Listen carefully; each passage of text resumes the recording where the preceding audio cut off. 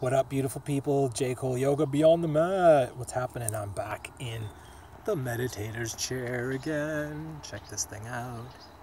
No Doge today. Just me kicking it by my sizzle. So, just lean back in my chair here. I came here today to talk about something that happened to me a few years ago called anaphylactic shock. Ooh, shocking. And I'll just explain the experience first, and then we'll talk about how it happened and why it happened, what caused it and everything. So I'm laying in bed with my girlfriend, and I felt like there was bugs in the bed. There was bugs crawling up my legs, crawling up the sheets, and it just felt weird. So I was like, yo, I was like nudging her. I was like, yo, there's bugs in the bed, and I'm kicking the sheets, and I kicked all the sheets off, and she's like, there's no bugs, or I would feel them too. And then I was like, okay, weird, because I feel bugs, and I looked at my legs, and they felt itchy, but as soon as I pulled the sheets off, the sensation went away. And I mean, it started at the tip of my toes, as if bugs had just crawled up onto my toes and started making their way all the way up my legs, up my knees, up my thighs. And so I jumped out and like wiped myself off, and the sensation went away. She reassured me there's no bugs in the bed. So I got back in bed, and I laid there, and about 5 minutes later, the bugs started again. And I was like, I'm serious, there are fucking bugs in the bed right now. And I jumped up, and again, there was nothing. So I laid back down the third time, and I was laying there, and I was thinking, okay, if these bugs like come up into like my crotch, into my groin area, like I'm freaking out. And sure enough, the bug sensation crawled all the way up my legs and right into my groin, around my wiener. And I said, that's it. And I jumped up and I ran into the shower, and I scrubbed at my legs, and then it felt better. And then I was feeling really like hot and flustered. So like I thought it was just the heat from the shower that made me really hot. So I laid back down in bed, and like I ripped the sheets off. I think I changed the sheets too, just to make sure. And then I felt it again, and this time it went really fast, like all the way through my toes, thighs, knees, legs, groin, up my torso, all the way up to my neck. And I was like, oh my God. And I said, screw this. And I ran into the shower again, hopped in the hot shower, scrubbed everything with soap, and trying to get these imaginary bugs off of me. And the whole time, like, I'm starting to feel like this pressure in my head. Like, you know, when you're a kid and you like hold your breath and like you turn your face red by like not breathing, and you go like that, like kind of thing, and your face goes beet red. It felt like I was doing that, but I wasn't like holding my breath or anything like that. So as I got out of the shower, the mirror was like right there on the left, and out of the corner of my eye, I saw someone else's face. Like, it wasn't my face. And I looked in the mirror, and I was just like, oh my God, like, what happened? Like, that's not my face. That's not me. That's not me in the mirror. It kind of looked like me, maybe, or like an uncle or something. Like, I looked like 40, 50 years older. Like, all my lines were like super exaggerated, like super sunk in, and like and wrinkly, and I was all like puffy and like, and my face was like really bright red. And then my brain started to feel like that same pressure, and it was really pushing on my head.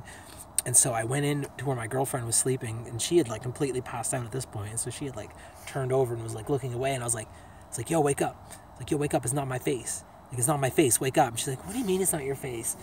I'm like, it's not my face. Like, it's not my face right now. It's not my face. You got to see this. And then she like rolled over from the sheets, and she looked over and was like, ah! And like scared the shit out of her. And she's like, oh my God, what happened to your face? And like, something's wrong. And then my whole body started feeling like this crazy pressure, as if like my blood was boiling, and the pressure in my face and everything was so red hot, just burning up. And my temperature was like going like a fever. Like, I swear it went above 104. And so I was like, yo, I know you don't have a driver's license or anything, but you're driving my ass to the hospital right now. And so we hopped in the van, and she drove me to the hospital.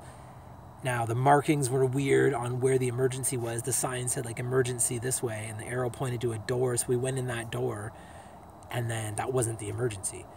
So we walk in. We're talking like 3 in the morning, by the way. So it's dark out.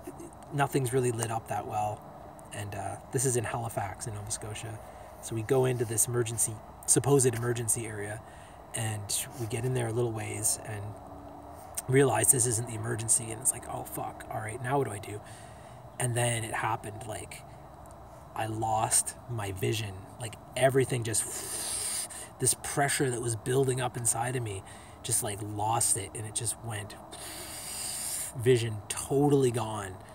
And I was just like, oh my God, like this is the end. And like all I could see was this bright light, this crazy, and then my hearing went. I couldn't hear a damn word. And then I just said to I was like, yo, it's like, just hold me. Like, I was like, this is over, life is over, whatever's happening, like I'm dying, I'm seeing the light, I'm going towards it. Oh. And I was like, just hold me. And then as she was like holding me and hugging me, I was like, this is kind of selfish of me to like ask my girlfriend to hold me while I die. Like, that's kind of fucked up. And like, I don't think she'll appreciate that like later in life, like having to hold someone while they die. That's kind of messed up and twisted. So I was like, actually, go get help. Like, you should probably run and get help somewhere.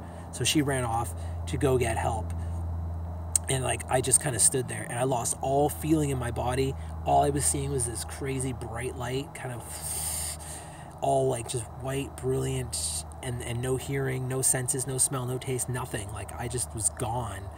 And then my feelings kind of came back, sort of, and I felt my body again, like jolting and moving. And so what had happened was she found a security guard around the corner who grabbed a wheelchair, and they threw me in a wheelchair and started like taking me upstairs to where the real emergency was. We had to like go up in an elevator and go up and everything. So like, it took a while to get into the emergency, where they let me sit for 6 hours without doing anything. I just sat there blind and deaf. The senses didn't come back for 6 hours. And eventually, after 6 hours went by, my hearing slowly came back, and my vision slowly came back, and I started to like come back into the world and be able to feel and touch and smell and hear and see again. And so that is kind of my anaphylactic shock experience. Now, what was happening was I had a toothache, and I had been taking Advil liquid gel caps, the big yellow ones, the powerful ones, every day, like 2 or 3, 4 of them. I was going through a bottle like every couple days. I couldn't afford a dentist, so I was just putting these on my like broken tooth and biting the capsule and letting the juice like flow all into my gums. And that was it. That was enough to like develop an allergy towards ibuprofen.